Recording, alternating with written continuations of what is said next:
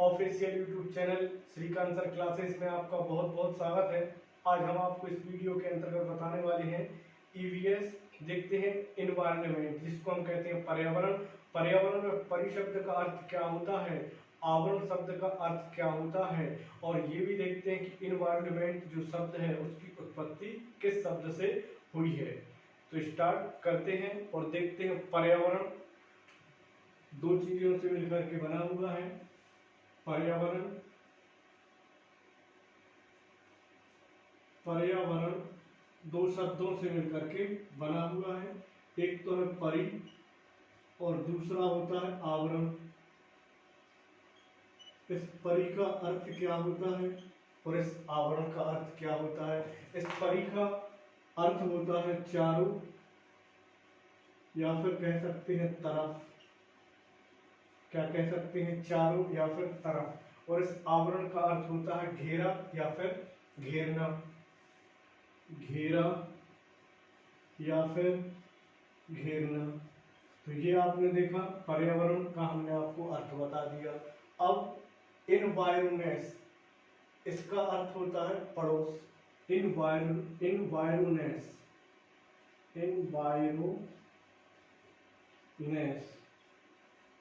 जिसका अर्थ होता है पड़ोस। लेकिन इस पर्यावरण को हम इंग्लिश में क्या कहते हैं, इन्वायरमेंट।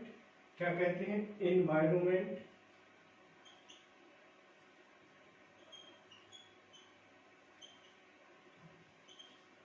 ये जो इन्वायरमेंट है इसका अर्थ होता है पड़ोस। और ये जो इस की उत्पत्ति है ये फ्रेंच शब्द है। ये कैसा शब्द है, फ्रेंच। कैसा शब्द है, फ्रेंच शब्द है। और इसकी उत्पत्ति हुई है फ्रेंच शब्द से। तो ये आपने देखा। अब हम देखते हैं पर्यावरण के घटक मानव द्वारा निर्मित कौन से हैं और प्रकृति ने जो हमें घटक प्रदान किए हैं वो कौन से हैं। तो पर्यावरण जो मानव द्वारा निर्मित है, मानव द्वारा निर्मित और प्रकृति ने जो हमें प्रदान किए हैं या प्राकृतिक रूप से जो प्रदान है कौन है। तो मानव द्वारा निर्मित में आप सबसे पहले कुछ याद रखें। एक तो जैसे पुल, फिर पार्क, सड़क, इमारतें। तो ये है मानव द्वारा निर्मित। ये सभी आप देखते हो ये निर्जीव की श्रेणी में रखे गए हैं।